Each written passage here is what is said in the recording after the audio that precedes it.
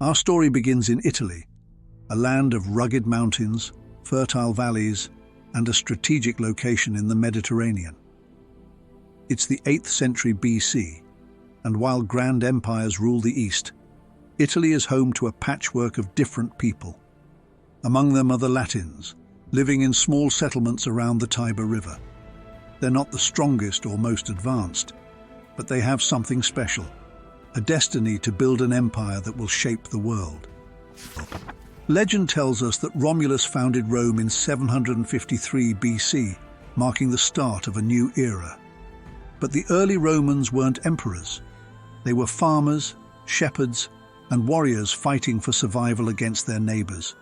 They lived simply, ruled by kings, and were deeply religious, finding guidance in rituals and offerings to their numerous gods. In 509 BC, the Romans had a rebellion. They overthrew their last king, Tarquinius Superbus, ending the monarchy. From its ashes rose the Roman Republic, a radical new system where power rested with the people represented through a Senate. It was a time of constant struggle, with Rome battling neighboring tribes for dominance of Italy, while facing internal social tensions between the patricians, the wealthy elite, and the plebeians, the common citizens.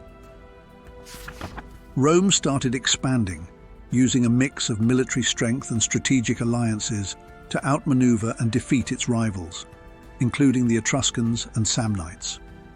The Roman army was disciplined, resourceful, and adaptable, fighting effectively on different lands.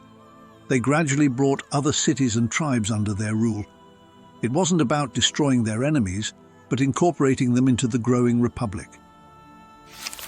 Across the Mediterranean loomed a new threat: Carthage, a powerful North African empire and Rome's biggest rival yet. Their rivalry ignited a series of brutal conflicts known as the Punic Wars. One of the most memorable moments is Hannibal, the brilliant Carthaginian general leading his army with elephants across the snowy Alps, a daring military feat. After 3 devastating wars, Rome emerged victoriously after years of struggle. With Carthage crushed, new territories were acquired in Spain, North Africa, and the eastern Mediterranean.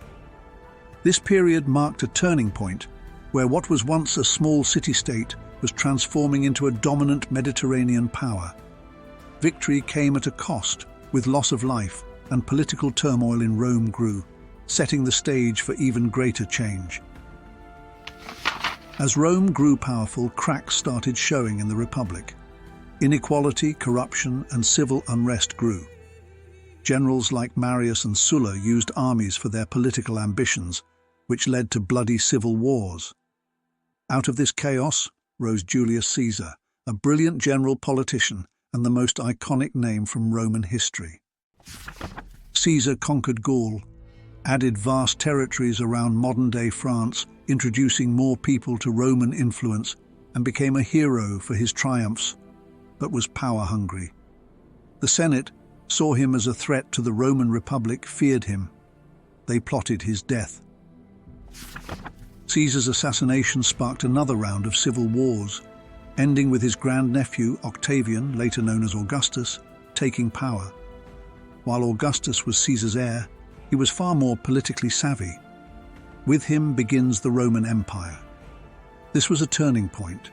The Republic, with its ideals of shared power and citizens' rights, gave way to one-man rule.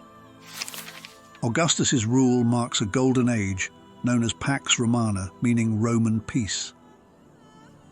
It was a period of unprecedented stability and prosperity for Rome, with its large territories united under a single ruler. There was peace within its borders, along with incredible cultural and architectural achievements.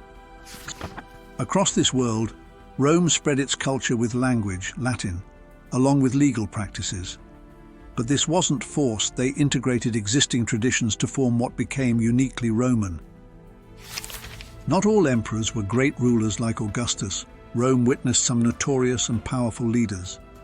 Some were wise, some less so.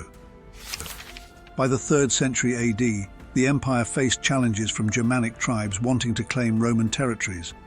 Weak emperors, economic troubles, Political instability weakened this mighty. Rome was divided, west falling first, ending classical-era Roman civilization, but legacy lived on. Wasn't that a tale power ambition culture? Subscribe for more compelling histories told visually. Let us know thoughts which Roman era excites you most. Comment.